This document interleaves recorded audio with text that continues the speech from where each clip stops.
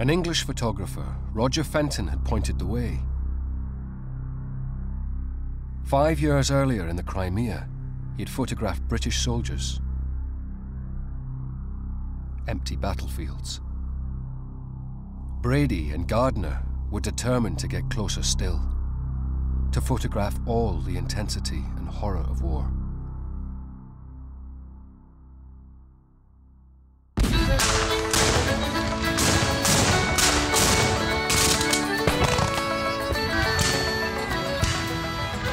The United States is still gripped by the Civil War. All across the continent, 21st century Americans reenact 19th century battles.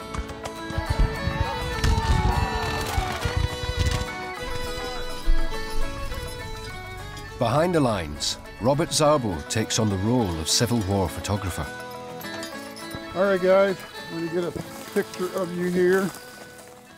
He uses the same precarious process as Alexander Gardner. Do a right shoulder shift for me. That's beautiful. All right, yeah, if you can look out maybe that way, I think we got it. So let me see what it looks like at the camera. Taking photography out of the studio and onto the battlefield was a technical and logistical challenge. It was very difficult to take pictures during the Civil War period for many different reasons. On a technical level, the sediment sometimes forms in the bottom of the collodion bottles, and that can get shaken up in there. We have the piece of glass, it's clean. We're going to pour some collodion on it right now. What we do is just pour a nice puddle in the middle, work it around from corner to corner. Everybody's got their own little bit different technique, and this happens to be mine. All right, keep your position there, guys. I'm going to get this camera focused, and we'll be taking this in just a few minutes. There were other things involved, too. I mean, there was a war going on, and Alexander Gardner had to get from point A to point B. At any moment, he could have, you know, run into Confederate forces or whatever, and he probably wanted to make sure there was good intelligence to tell him that he could go from point A to point B without being in danger. All right, guys, let's get ready here. I need you to stand very still for me. Do not move at all when I tell you. Should be about a 4-second exposure. All right, here we go. Do not move at all for me right now. Very good, I got it. Thanks, guys. You can relax. I'm going to go develop this. Alexander Gardner, he only had minutes to develop the plates, so the darkroom had to be close by. If there was a problem where they wanted to take a shot and maybe the darkroom was a little ways off, you'd almost having to run back and forth to that darkroom to get those plates developed in time. We're working in the darkroom here under red safe light. It's red glass, basically, filtering the sunlight. And the reason we're able to do that, the collodion process is only sensitive to blue light. It's also why you don't see clouds in the old pictures.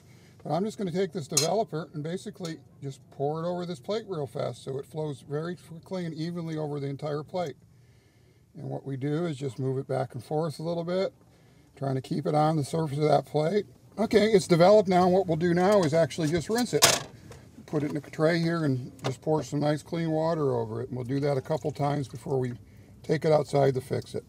Gardner's base would have been in Washington. If he ran out of supplies in the field or started to run low, he would have had to wire back to Washington, D.C. to get plates out there, or chemicals if he needed them. We're going to go ahead and fix this plate. I'm going to pour some fixer on this plate. We got a little bit of stuff on the surface of here. That's going to wipe off for me, though. Very difficult doing this stuff in the field. And it's coming up. Yeah, it's not the best plate. Okay, so we got a plate. The guys don't look too bad, but I'll admit, this is not, I would throw this plate away. I'm a perfectionist with this stuff, though, and this would be a reject to me, but we have an image, we got guys on there, and it looks pretty good, so.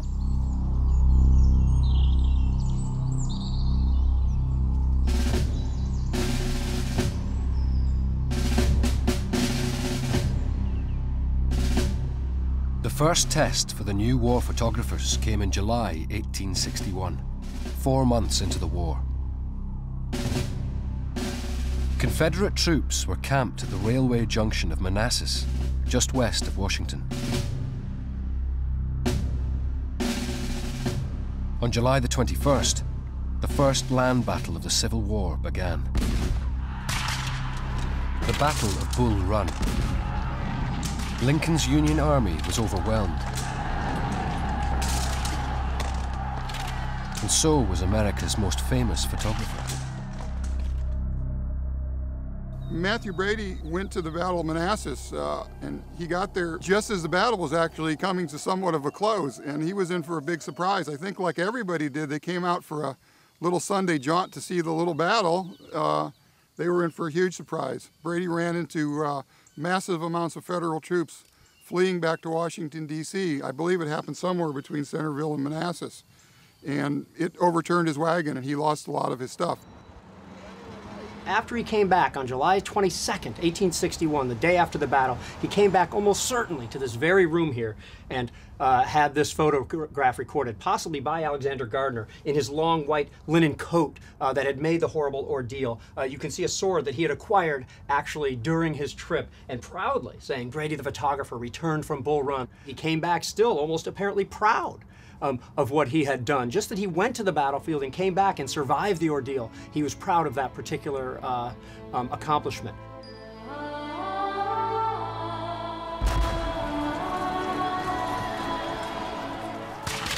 Brady's adventures showed that it was unwise for photographers to act alone.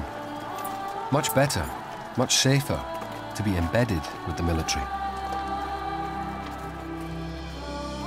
Alexander Gardner had no ambition to be a neutral observer. He proclaimed himself as the official photographer to the Union Army of the Potomac. Matthew Brady and Alexander Gardner had a deal worked out with the military that they could go where they please, actually, and document the war. But the military got something back out of it, too. I know for sure with Alexander Gardner, there's pictures of a setup where he's in a log cabin with a huge copy camera. He copied maps for the engineers.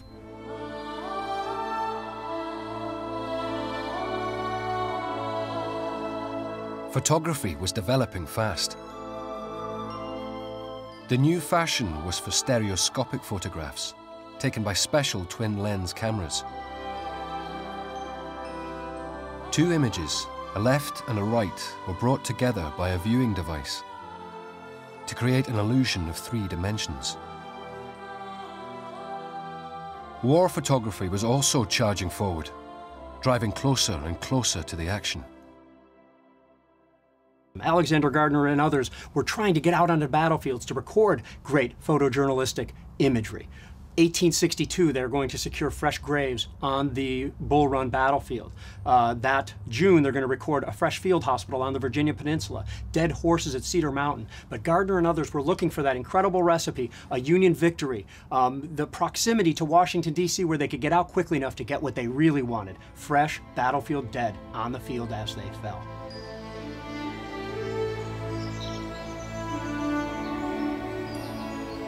That chance arrived in September 1862.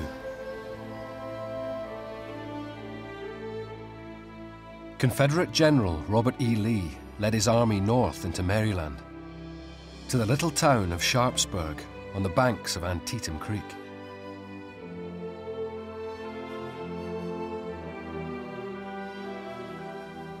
In the early hours of the 17th of September, the Battle of Antietam began. It ended in a bloody stalemate. By nightfall, 23,000 men were dead or injured.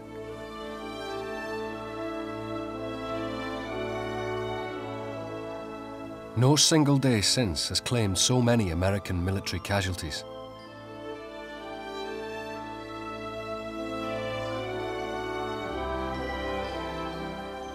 For Alexander Gardner, this was the battle that would bring his photographs to the attention of the world. It was the battle that gave birth to photojournalism. This was where Alexander Gardner and his assistant arrived with their cameras first. This is where they saw the first bodies that they were able to photograph with their cameras. And their excitement had to be at a fever pitch because they knew these photographs, once seen in New York, would electrify the populace. And the photographic camera that he used was stereoscopic these photos were to be seen in 3D, and this is the way that they were done.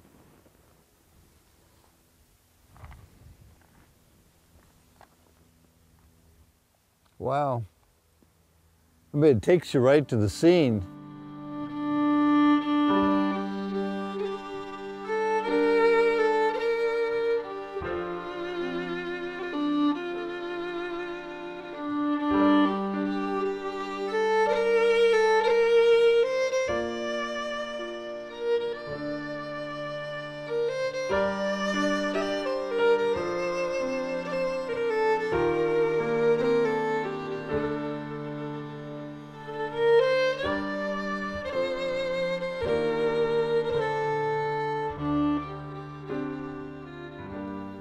When I look at Alexander Gardner's pictures that he took here on Bloody Lane, it really makes me think of Jonestown, which was one of the worst stories I ever covered. In 1978, Kennerly was one of the first photojournalists to reach Jonestown in Guyana. Over 900 members of a religious cult had committed suicide. It's the only experience that really gave me nightmares. Vietnam War didn't even give me nightmares, but Jonestown did. And I bet Alexander Gardner must have had nightmares about this. And it's also memorialized in these incredible photographs that he took. And the horrors and the smells had to be the same.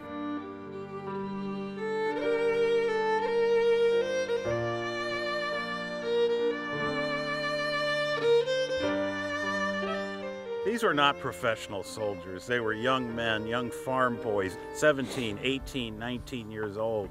And they would all join up in the same groups so that a single volley, a single deadly volley from a Union guns here could wipe out 6 or 8 boys from the same town.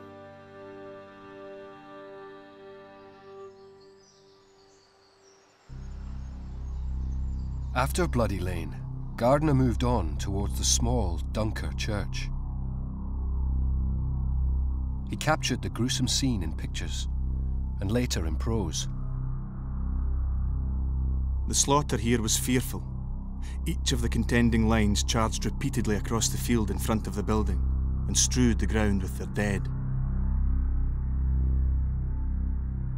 Gardner and his team spent 4 full days at Antietam. Their final pictures were taken along the Hagerstown Pike Road.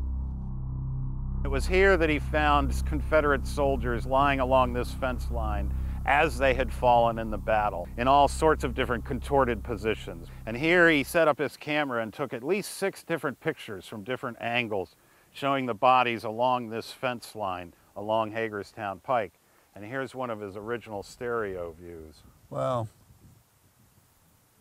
It's really, it is gruesome, you know, and what's going through his mind as a photographer and an artist is there's a sense of composition here. I've become a huge fan of Alexander Gardner, both for having the guts to go out and do these kind of photographs, but as someone who was able to capture the reality of what was happening. You know, what's amazing is the artistry of the photographer. I mean, he turns a macabre scene into something that's totally fascinating.